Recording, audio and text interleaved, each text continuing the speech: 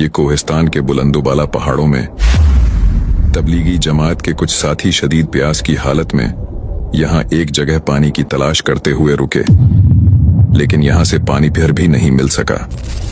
ये लोग इस तरह के पहाड़ी इलाके में अपनी जमात से रास्ता भटक कर तकरीबन 20 किलोमीटर पैदल चलने के बाद यहाँ कुछ देर सस्ताने के लिए बैठे, लेकिन अल्लाह की तकदीर गालिब आ गई और इनका इम्तिहान अभी बाकी था।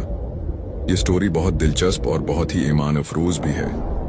इस जमात ने सुबह फजर की नमाज के बाद अपना सफर शुरू किया और थोड़ा सा पानी अपने साथ रख लिया, क्योंकि ज्यादा पानी उठाकर इस तरह के खतरनाक और डेंजरस ट्रैक पे चलना पंजाब वालों के लिए काफी मुश्किल होता है।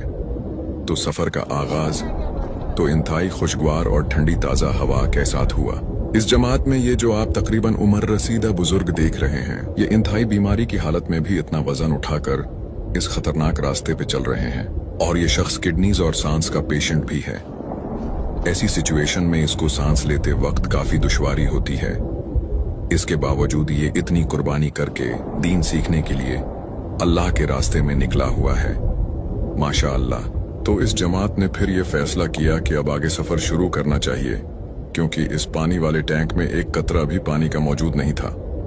और तकदीर के इस फैसले पे इनको राजी रहना पड़ा और आजमाइश के इस सफर की मंजिल की तरफ चल पड़े, और फिर बुलंदुबाला पहाड़ों की दुश्वार गुजार इन पगडंडियों पे चलते हुए अपने सफर का आगाज किया। अल्लाहु अकबर।